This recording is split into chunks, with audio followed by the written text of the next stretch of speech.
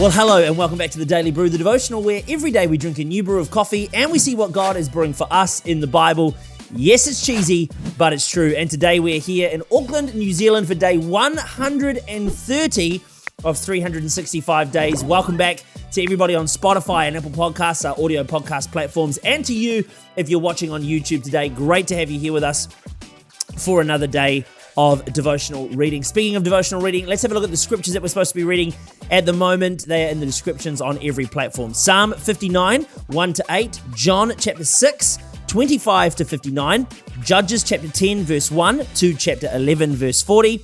And those are our scriptures for today. So let's talk brews, and today we have a brand new brew. I saw this on the shelf, and this is the Hummingbird Coffee Roasters. This is the Christchurch Roastery Hummingbird.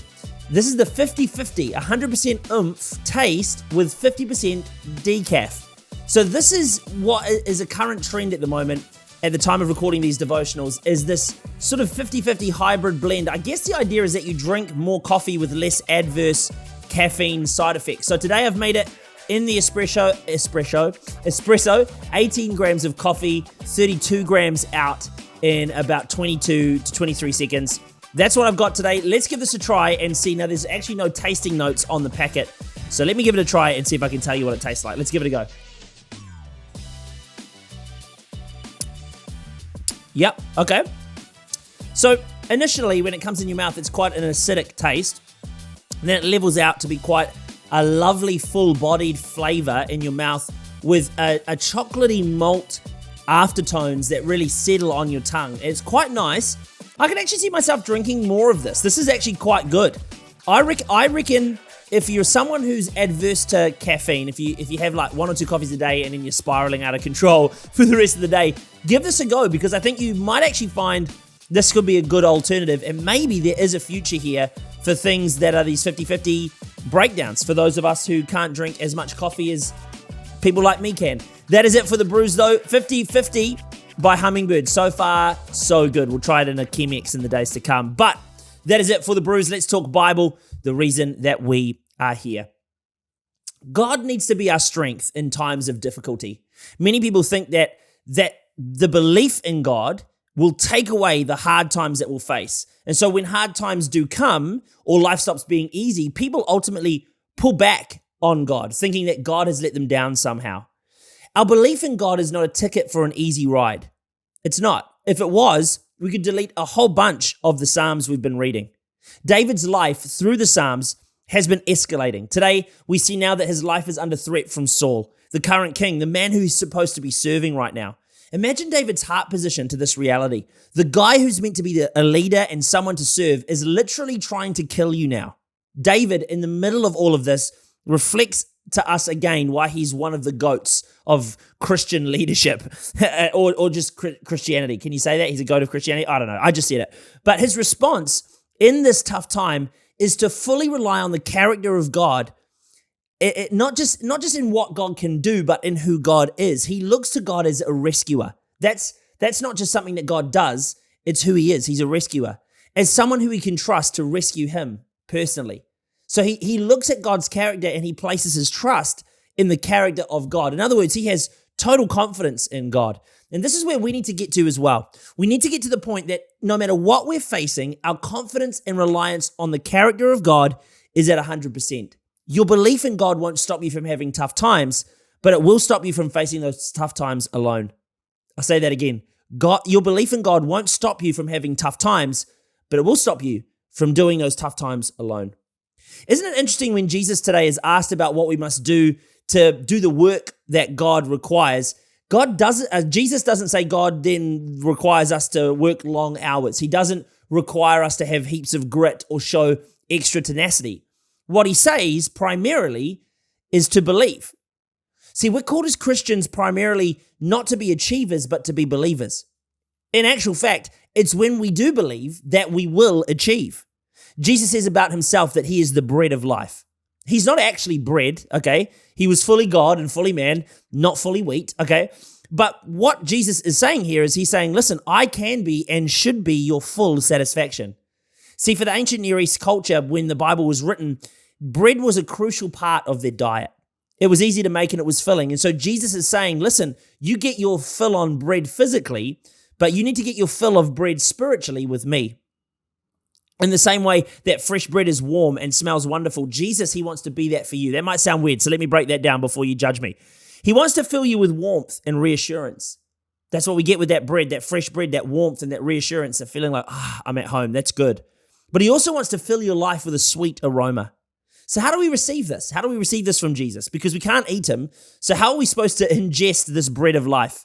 The answer is belief. It's belief. Jesus says, I tell you the truth, whoever believes has everlasting life. I am the bread of life.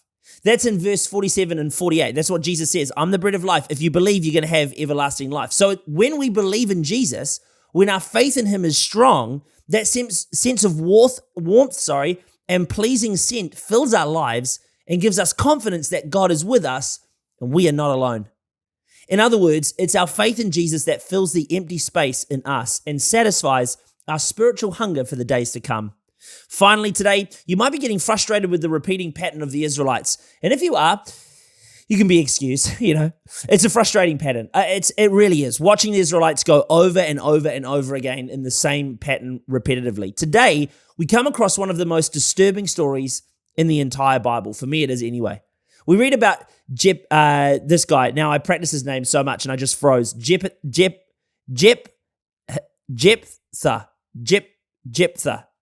G-E-J. J-E-P. Put it up on screen. Okay, this is it on screen, okay? J-E-P-H-T-H-A-H. Jephthah. Let's say it's Jephthah. Jeppy. Let's call him Jeppy, just for ease. His name's Jeppy, all right? Now, Jeppy, he's a mighty warrior whose mother was a prostitute and whose half-brothers eventually drove him away. We then read that he gathered people around him and he actually became a brilliant leader. The Spirit of the Lord comes upon him and he gets victory over his enemies. Then what we read next is quite hard to read. He makes a vow to God, a commitment that for the price of victory, if God would give this to him, then he would sacrifice whatever came out of the door to his house to meet him upon his return. It was his daughter that came out of the door, his only child. He then went on to sacrifice his daughter, and this is quite hard as someone who's worked in kids ministry for many years to think that this actually happened, that this is something that he did because he made this vow to the Lord. It's one of the stories in the Bible that really can make us confused and shocked to the point of maybe even getting angry with God. Why would he expect this from Jeppy? Why would God get him to say this and then get him to follow through with this vow? This is wrong. It's disturbing. But we have to be careful because God never once asked Jeppy to make this vow, nor did he ask him to actually make the sacrifice. Sure, when we make vows with God, it's God's expectation that we then follow through with the vow, but God never put that on him. God never said to him to do that. In fact, what was crazy was that it goes well against the law, against children's child sacrifice. And even though it was common for the surrounding people groups, like the Canaanites, they practiced child sacrifice to their gods. Our God is he's not a fan of child sacrifice, to put it mildly. The key here is that Jeppy, he never sought out what God actually wanted for him in this situation. He never asked God if this is what he wanted. See, the scripture suggests that it was his own pride that led him to that moment. He didn't lean on God, but he leant on himself. And it's this lack of belief that if God had already bought them victory, he could do it again and again and again without him needing to do anything that led Jeppy to making this devastating decision. He should have relied on God. God had already given him the vow. Why did he do this decision? Why did he do this? Pride and insecurity. That's what I believe.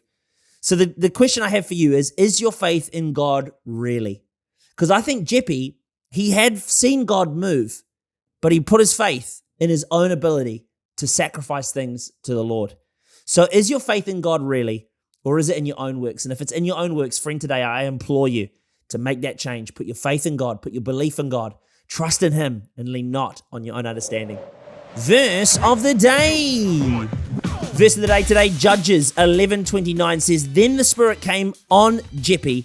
He crossed Gilead and Manasseh, passed through Mizpah of Gilead, and from there he advanced against the Ammonites. See, the difference between success and victory, even to this day, is whether or not the Spirit of the Lord is on you. Seek out the Spirit of the Lord. But that is it for today, day 130, done and dusted. Thank you so much for joining me here on the Daily Brew for another day. I'm praying for you that God is speaking to you through these scriptures as much as He is with me. We're confronting some pretty hefty things, some pretty deep things, especially in the Old Testament. It can be quite confronting, but I want to encourage you to continue to go, continue to dig, continue to seek out what God is saying, both to the people of Israel, to us as a community of believers, and for us personally as well. I pray you are enjoying this devotional. A massive thank you to everybody who's already subscribed to the YouTube channel and followed the podcasts, giving it 5 stars as well. Naturally you would. Thank you for doing that. It means a lot to me. Thank you for doing that. And for joining me on this journey. I pray God is speaking to you and revealing things to you in these scriptures. Tomorrow, we have another brew, plus more Bible and you. So I'm excited. Come back tomorrow for day 131 as we continue on our Bible devotional journey through the whole entire Bible. If it's the start of your day, have a great rest of your day. Unless it's sleep time, good night, sleep tight, and we'll see you tomorrow back here for day 131 of the Daily Brew.